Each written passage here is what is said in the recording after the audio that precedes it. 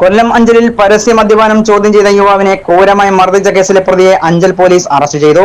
അഞ്ചൽ ഈട്ടിമുക്ക് സ്വദേശി സനോജിനെയാണ് Anchal police arrest ചെയ്തത്. അഞ്ചൽ ഏറം കല്ലുവിള വീട്ടിൽ 42 വയസ്സുള്ള മരിയാദാസിനാണ് മർദ്ദനമേറ്റത്. കേസിലെ രണ്ടാം പ്രതി അനന്തു ഒളിവിലാണ്. സനോജ്, ഇയാളുടെ സുഹൃത്ത് അനന്തു എന്നിവരിൽ നിന്നുമാണ് മരിയാദാസിന് ക്രൂരമായി മർദ്ദനമേറ്റത്.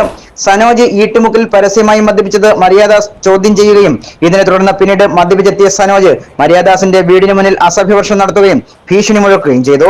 ഇതോടെ മരിയാദാസ് സനോജിനെ ഈട്ടിമുക്കിൽ വെച്ച് വീണ്ടും ചോദ്യം ചെയ്തതാണ് മർദ്ദനത്തിന് ഇടയാക്കിയത്.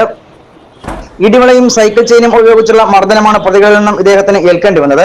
സംഭവത്തിൽ ചികിത്സയിൽ കഴിയുന്ന മരിയാദാസ് അഞ്ചൽ പോലീസിൽ പരാതി നൽകുകയും തുടർന്ന് മൊഴി രേഖപ്പെടുത്തിയ പോലീസ് സനോജിനെ അറസ്റ്റ് ചെയ്യുകയുമായിരുന്നു. ഇയാളുടെ സുഹൃത്ത് ആനന്ദ് ഒളിവിലാണെന്നും ഇയാളെ ഉടൻ തന്നെ പിടികൂടുമെന്നും അഞ്ചൽ എസ് ഐ പ്രജീഷ് കുമാർ പറഞ്ഞു. കോടതിയിൽ ഹാജരാക്കിയ പ്രതിയെ കോടതി റിമാൻഡ് ചെയ്തു.